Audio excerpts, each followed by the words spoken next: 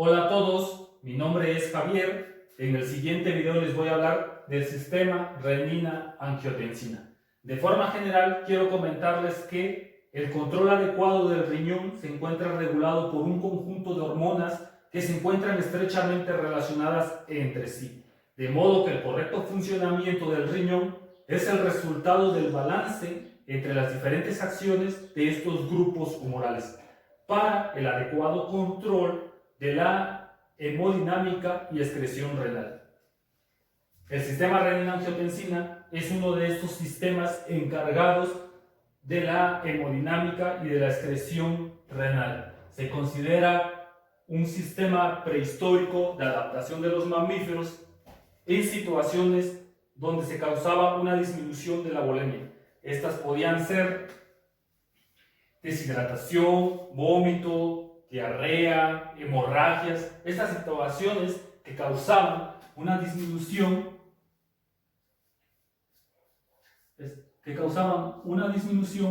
de la volemia. También con la disminución de la volemia se veía una disminución de la presión arterial. La disminución de la presión arterial causa un aumento en la secreción de renina, o que se secrete la renina. La secreción de la renina actúa sobre su sustrato y forma a la angiotensina 1.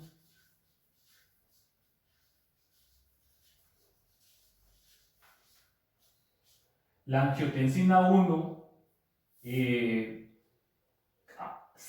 se convierte en angiotensina 2.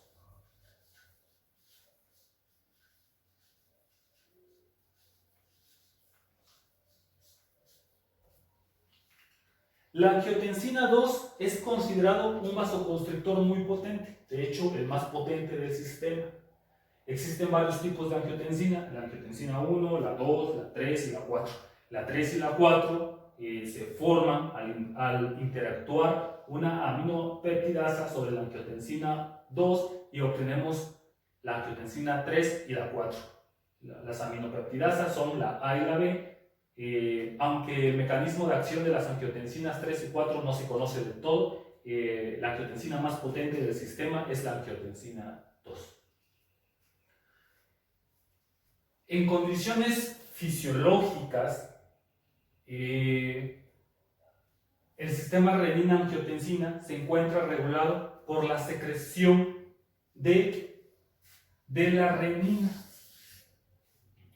¿Por qué?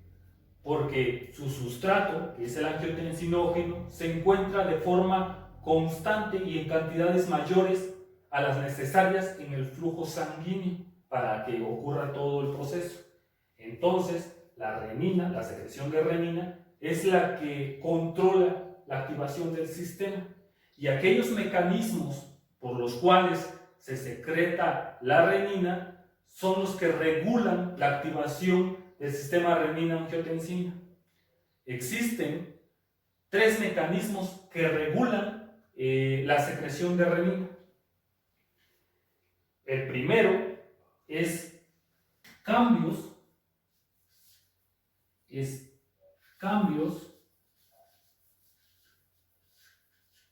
en la perfusión, en la presión de perfusión renal. Presión de perfusión renal. Ese es el primer mecanismo. Con mucha imaginación, aquí les he dibujado una nefrona, el aparato yuxtaglomerular, los túbulos principales, el asa de Henle, el túbulo distal, el túbulo colector y los conductos colectores, lo demás. Los cambios en la presión de perfusión renal ocurren cuando hay una disminución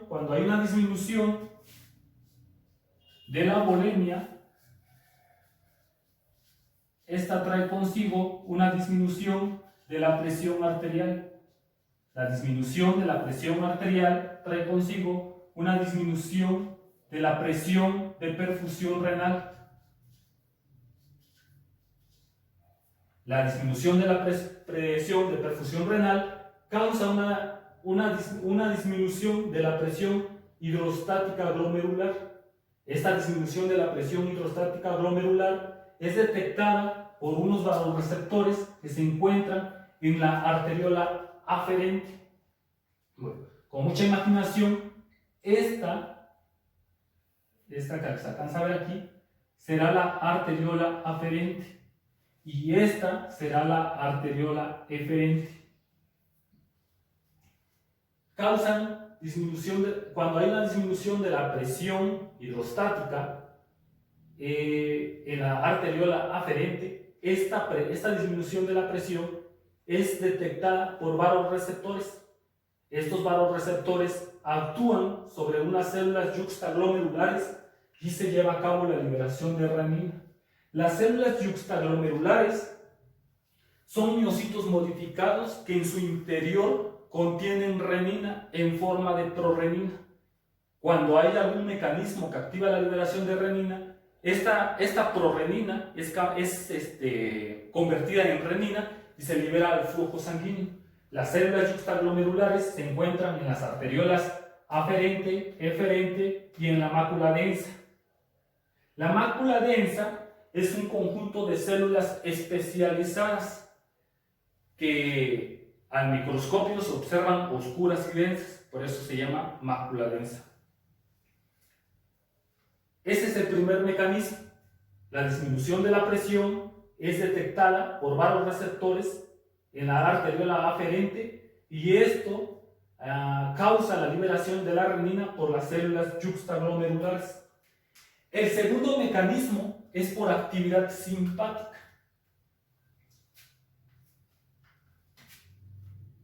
Por actividad simpática.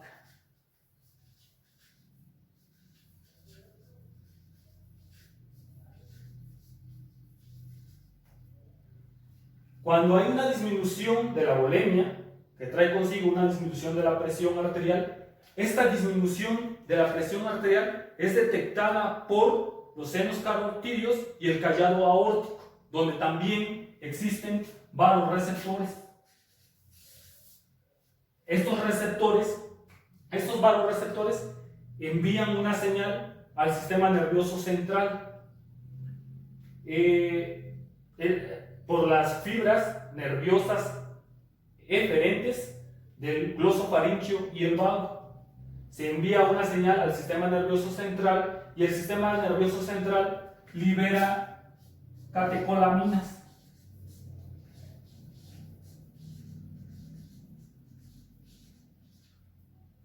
Especialmente la noradrenalina.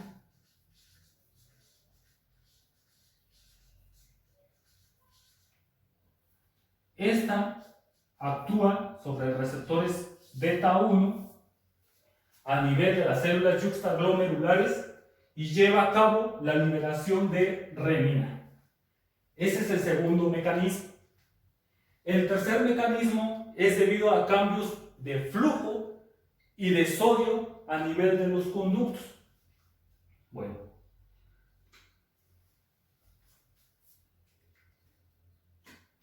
cambios de flujo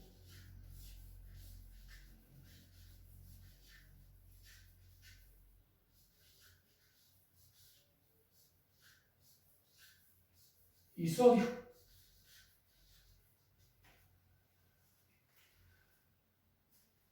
Cuando hay una disminución de la volemia,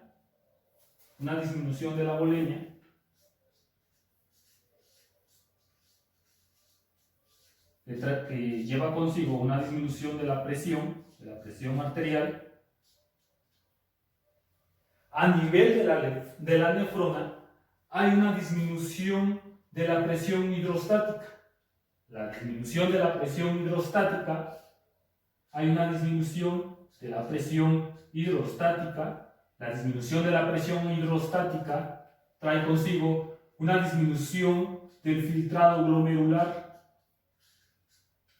La disminución del filtrado glomerular hace que el flujo que pasa a través de los conductos sea en menor volumen y a menor velocidad. Esta disminución de la velocidad del flujo que pasa en los conductos hace que a nivel del túbulo proximal aumente la reabsorción de sodio, y sabemos que cuando se reabsorbe sodio, secundariamente se reabsorbe agua. Sucede a nivel en todo el conducto, pero a nivel del asa ascendente de Henle también hay una reabsorción, un aumento en la reabsorción de los iones sodio y de los iones cloro. Esta absorción de cloro y sodio causa la disminución del cloruro de potasio, del cloruro de sodio, perdón. Causa una disminución del cloruro de sodio. Esta disminución del cloruro de sodio es detectada por las células de la mácula densa, que a su vez liberan unas señales que tienen dos efectos principales.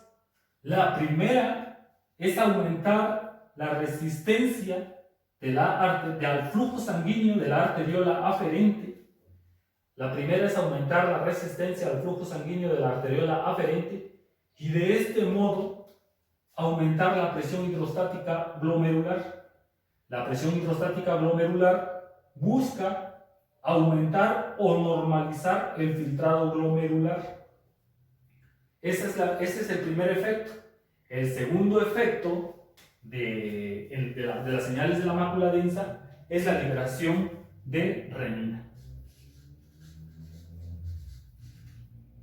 por las células yuxtaglomerulares. Entonces, tenemos que los tres mecanismos buscan la liberación de la renina. Anteriormente se creía que la única vía para la liberación de renina era la que les acabo de exponer, pero ahora se sabe que existen otras vías, como la vía del activador tisular de plasminógeno, la vía de la capsaicina G, la vía de la quimasa y la vía de la tonina. ¿Qué pasa con la renina liberada? La renina liberada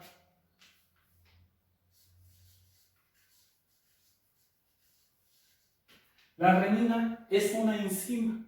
Esta enzima se mantiene en el flujo sanguíneo de 30 minutos a 1 hora. Durante este tiempo, la renina va a tener su acción. La renina actúa sobre su sustrato, una molécula llamada angiotensinógeno o sustrato de la renina.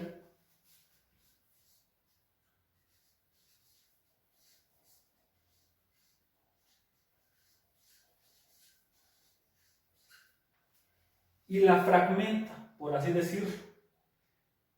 La fragmenta en un péptido de 10 aminoácidos que conocemos como angiotensina.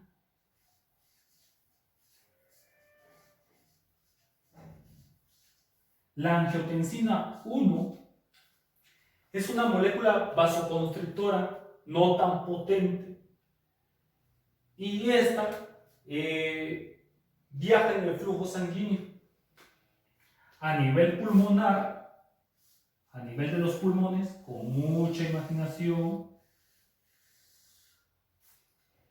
en el endotelio capilar pulmonar.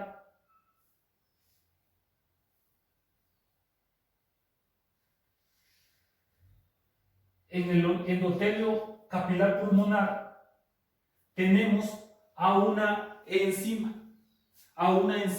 conversora llamada dipeptidil carboxipeptidasa, o la enzima convertidora de angiotensina.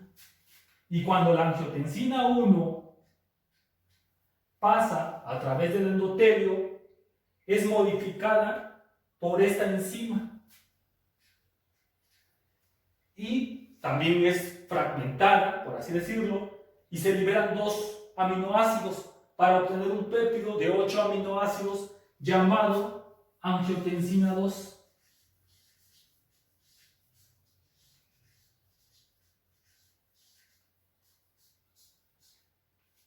La angiotensina 2 es el vasoconstrictor más potente del sistema.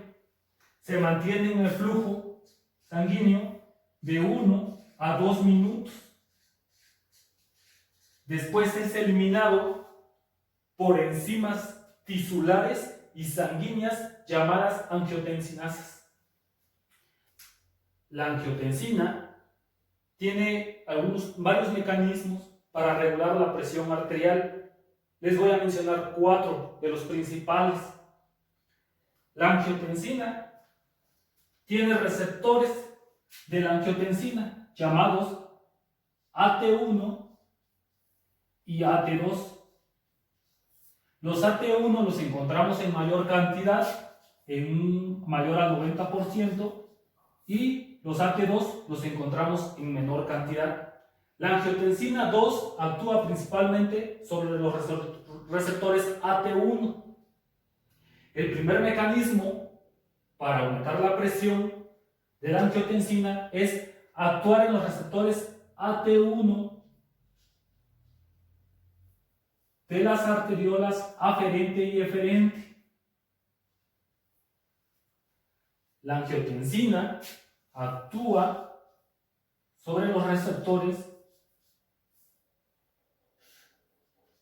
AT1 de las arteriolas aferente y eferente y causa vasoconstricción, pero esta vasoconstricción actúa sobre las arteriolas aferente y eferente, pero esta vasoconstricción es en menor medida sobre las arteriolas aferentes. ¿Por qué? Porque en la arteriola aferente tenemos prostaglandinas y óxido nítrico. Por eso es que hay una menor vasoconstricción de la arteriola aferente. Pero sobre la arteriola eferente sí hay una disminución de la luz vascular. Esta disminución de la luz vascular causa que aumente la presión hidrostática. Como hay una resistencia al flujo, se ve aumentada la presión hidrostática. Este aumento de la presión hidrostática hace que aumente el filtrado glomerular. El aumento del filtrado glomerular aumenta el flujo a través del túbulo. Y con esto se busca normalizar la presión. Otra característica que tiene es que actúa sobre las arteriolas peritubulares. Hace rato les decía, imaginemos que esta es una arteriola, hace rato les decía que causaba una constricción de la arteriola eferente. Esta disminución de la arteriola eferente causa una disminución del flujo. La disminución del flujo causa una disminución de la velocidad y del volumen del flujo. Entonces, a nivel de las arteriolas peritubulares, hay una disminución de la velocidad y del volumen. Esta disminución de la velocidad hace que el flujo sanguíneo sea más lento y que se pueda llevar a cabo una reabsorción de sodio de las arteriolas peritubulares hacia la luz tubular y secundariamente agua. Este es el primer mecanismo por el cual la angiotensina 2 busca normalizar la presión arterial. El segundo mecanismo es que la angiotensina 2 actúa a nivel de las arteriolas y de las vénulas para aumentar la presión periférica total. Imaginemos, mucha imaginación,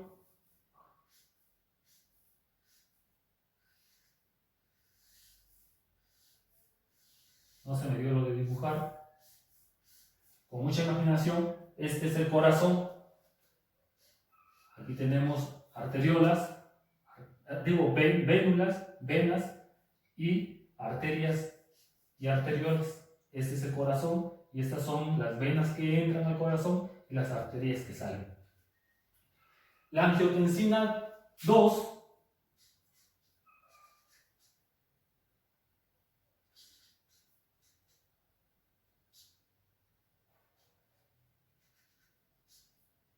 va a actuar a nivel de sus receptores AT1, que también se encuentran en las venas y en las arterias. Y va a causar vasoconstricción. En menor medida, esa vasoconstricción se va a ver reflejada en las venas. Si recordamos en anatomía y fisiología, sabemos que del 60 al 65% del flujo sanguíneo se encuentra en las venas.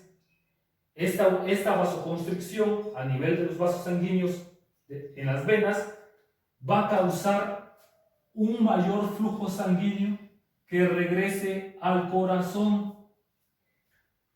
Esto quiere decir que va a aumentar la presión diastólica total. Este aumento de la presión diastólica total va a traer un aumento de la precarga.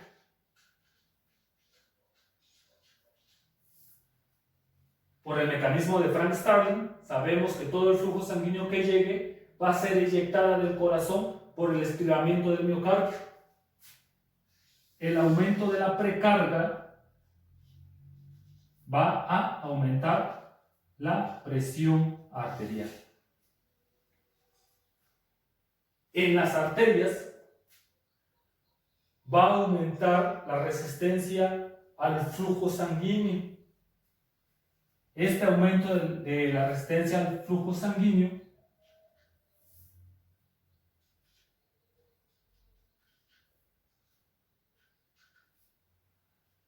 va a aumentar la poscarga.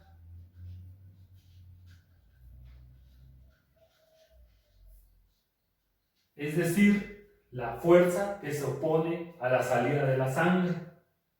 El aumento de la poscarga va a traer consigo aumento de la presión arterial. Este es el segundo mecanismo por el cual la angiotensina 2 busca aumentar la presión arterial. El tercer mecanismo por el cual actúa la angiotensina 2 va a ser a nivel, la angiotensina 2 va a actuar a nivel de las glándulas suprarrenales, en los riñones.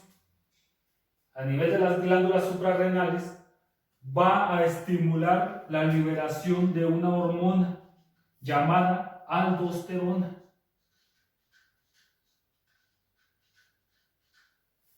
La aldosterona va a actuar sobre unas células específicas llamadas células principales.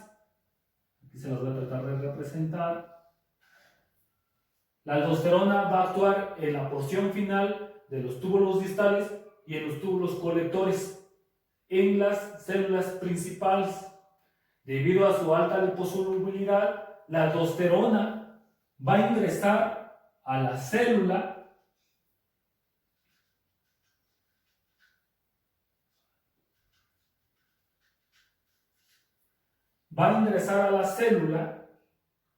y se va a unir a un receptor, a una proteína receptora, y la unión de la aldosterona con esta proteína receptora van a formar el complejo aldosterona receptor. El complejo aldosterona receptor va a pasar, aquí les dibujo el núcleo, al núcleo celular, y en el núcleo celular va a sufrir un cambio para estimular la liberación de ARN mensajero específico para sodio y potasio. Este ARN mensajero va a viajar a los ribosomas y va a estimular la formación la expresión de proteínas. Las proteínas formadas van a ser enzimas, principalmente la trifosfata adenosina, ATPasa, sodio, potasio, que va a funcionar para las bombas de sodio y potasio, y algunas proteínas que se van a adherir a la luz de la célula en la porción tubular. Entonces vamos a tener que la aldosterona va a hacer que se formen bombas de sodio y potasio y proteínas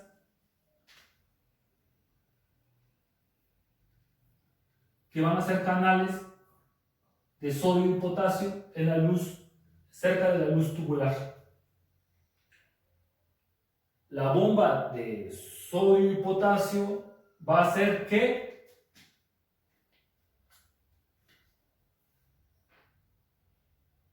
salga sodio de la parte intracelular a la parte extracelular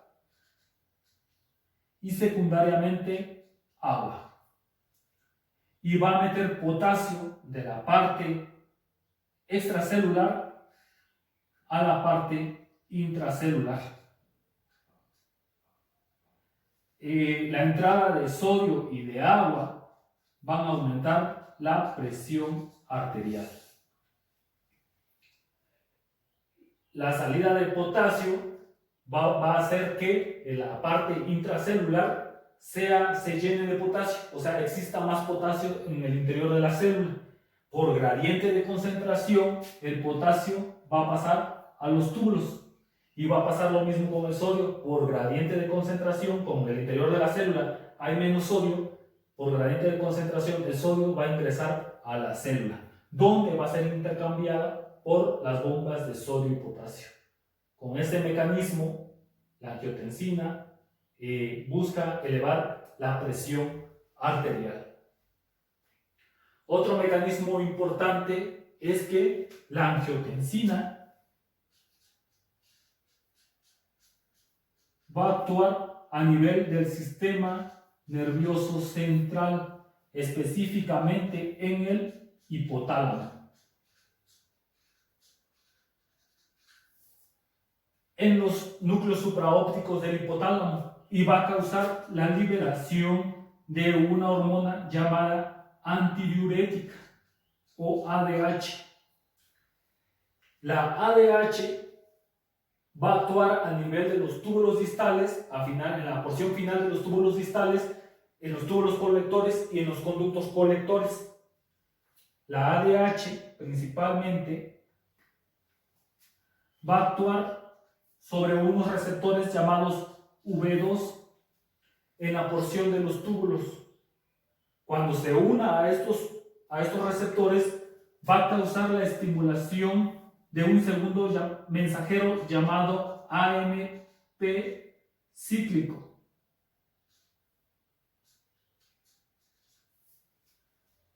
El AMP cíclico va a estimular a las proteínsinasas, y las proteínsinasas van a formar proteínas llamadas acuaporinas. Existen varios tipos de acuaporinas, pero las que son estimuladas específicamente por la ADH son las acuaporinas 2.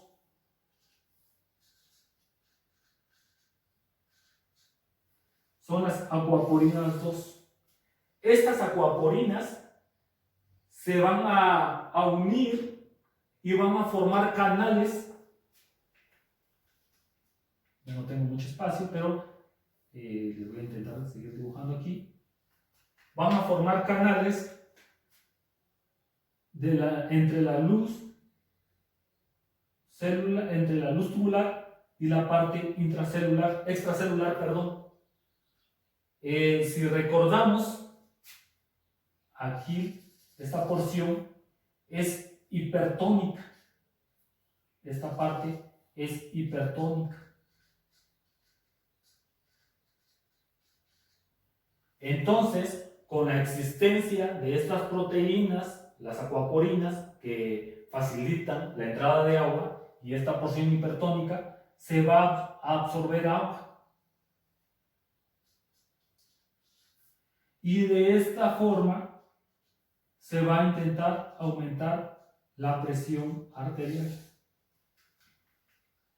Entonces, estos son los mecanismos por los cuales el sistema renina-angiotensina busca aumentar la presión arterial. Otro mecanismo es que actúa a nivel del sistema nervioso central y causa esa sensación de sed. O sea, la persona ingiere agua y también de esta forma se busca normalizar la volemia, la presión arterial. Esto es lo que ocurre con el sistema cuando hay una condición aguda de forma fisiológica. Eso sería todo. He tenido un poco de dificultades por el espacio, pero esperemos que después les pueda dar otro tema con mayor facilidad. Nos vemos.